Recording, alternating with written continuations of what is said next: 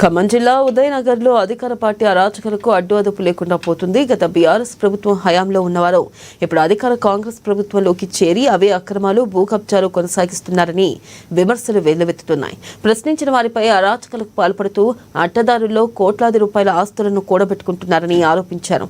పువ్వాడ ఉదయనగర్ మాజీ సర్పంచ్ భర్త, ఇక ఉప సర్పంచ్ మామ, మరో కమ్యూనిస్టు పార్టీ నేత లోకల్ పంచాయతీ కార్యదర్శి ముఠాగా ఏర్పడి అరాచకాలు చేస్తున్నారని ఏఎన్ఎన్ ఛానల్ను ఆశ్రయించారు.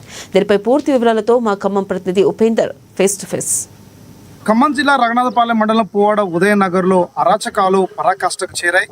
ఒక్కొక్క వ్యక్తి పేరుతో ఉన్నటువంటి పట్టాలను పూర్తిగా ఫోర్జరీ చేసి సంతకాలు మార్చేసి పట్టాలని డబల్ రేట్లకు అమ్ముకుంటూ ఒక్కొక్కరి దగ్గర నుంచి లక్షలాది రూపాయల కలెక్షన్ చేస్తూ ఆరోపణలు వస్తూ ఉన్నాయి. దీనిపై మనతో మాట్లాడేందుకు ఖమ్మం పువ్వాడ ఉదయనగర్లో మనం ప్రస్తుతం మనతో పాటు మాట్లాడే బాధితులు కూడా ఇక్కడికి వచ్చారు.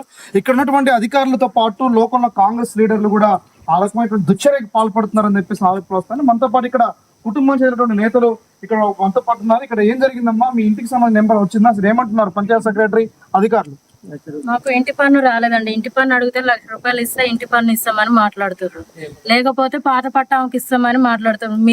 మీ పాత పట్టాంకి ఒప్పచెప్తామని మాట్లాడతారు. మమ్మల్ని చంపుతామని బెదిరిస్తున్నారు. మీ ఇంటి పేరుతో కరెంటు బిల్ ఎవరితో పేరుతో ఉంది? కరెంటు బిల్లు నా పేరు మీదనే ఉందండి. పంపు బిల్లు ఉంది, కరెంటు బిల్లు ఉంది.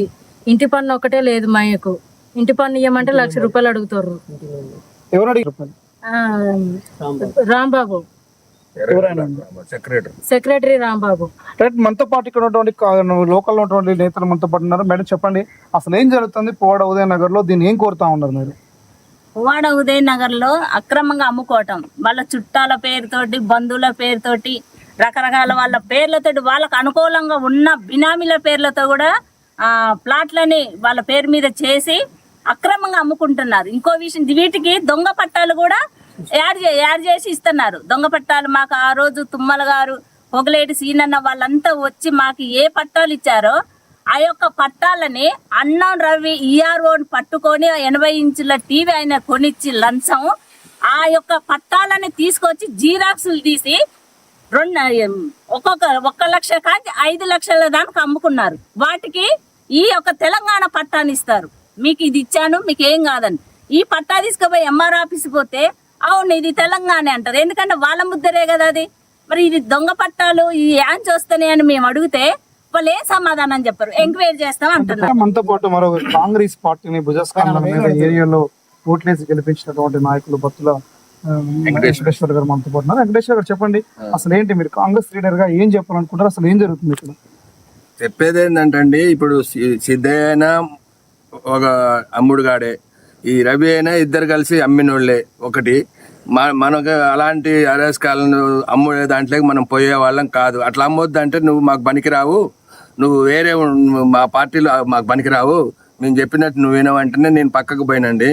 అయితే నన్ను ఏమంటాడంటే సిద్ధయ్య అనేటైనా అక్కడ పార్టీ క్యాంప్ ఆఫీస్ కాడ నువ్వు టీఆర్ఎస్ మనిషి అని నన్ను పులుముతాండండి. నేను టీఆర్ఎస్ మనిషిని కాదు. పక్కన నేను తుమ్మల గారు మంత్రిగా ఉన్నప్పుడే ఈ పట్టాలను అక్కడి నుంచి మమతా కాడికి ఇడికి పంపించారు. అప్పటి నుంచి కూడా నేను కాంగ్రెస్ టీఆర్ఎస్ పార్టీ వాళ్ళు పంపించినా కాదు సారు, మేము కాంగ్రెస్ పార్టీకే ఓట్లు వేసే వాళ్ళం. మేము ఎప్పుడైనా మాకు రేణుకా చౌదరి గారు కానీ, మానకొండ కిషోర్ బాబు గారు కానీ, వెంకటరెడ్డి గారు కానీ అప్పటి నుంచి కూడా మేము కాంగ్రెస్లోనే ఉన్నామండి. మేము ఇట్లా అక్రమంగా అమ్మేదాన్ని నేను ఖండిస్తా అంటే నువ్వు మాకు పనికిరావు, నువ్వు మా దాంట్లో ఉండేవాడి కాదు. నువ్వు సంచలనంగా మారాయి చాలా మందికి సంబంధించి. ఇప్పటికే 2015 తర్వాత ఇక్కడ పువ్వాడ ఉదయనగర్ గా ఆవిర్భవించిన కానీ ఇప్పటి వరకు కూడా నివాసం ఉండేవారి సంఖ్య తక్కువగా ఉంటుంది. మరోవైపున అక్రమ పట్టాలని తయారు చేసి ప్రభుత్వ భూముల్ని, అసైన్ ల్యాండ్ని పూర్తిగా అనేక మందికి అమ్ముతున్నారు. కేవలం కట్టుబట్టలతో వచ్చినటువంటి వ్యక్తులందరూ కూడా ఒక్కొక్కరు కోట్లాది రూపాయలకి ఎలా పడగలెత్తారని చెప్పేసి స్థానికులు ప్రశ్నిస్తా ఉన్నారు. ప్రశ్నించినటువంటి వ్యక్తులపై కూడా హత్యాయత్నాలు పాల్పడతో పాటు అదనంగా పోలీస్ స్టేషన్స్కి వెళ్ళేసి వాళ్ళకి కేసులు బనాయిస్తూ జైలు పాలు చేస్తూ హెచ్చరికలు జారీ చేస్తానన్న ఆరోపణలు వస్తున్నాయి. దీంతో పాటుగా ఇప్పటికే అంటే గతంలో ఉన్న బీఆర్ఎస్ పార్టీ పాలనలో అరాచకాలు పరాకాష్ఠకు చేరాయి. తిరిగి ప్రభుత్వాలు మారినా మా పరిస్థితులు మారబోతామని చెప్పి ఆశించినటువంటి తరుణంలో ఆ పరిస్థితులు ఏమి మారలేదు.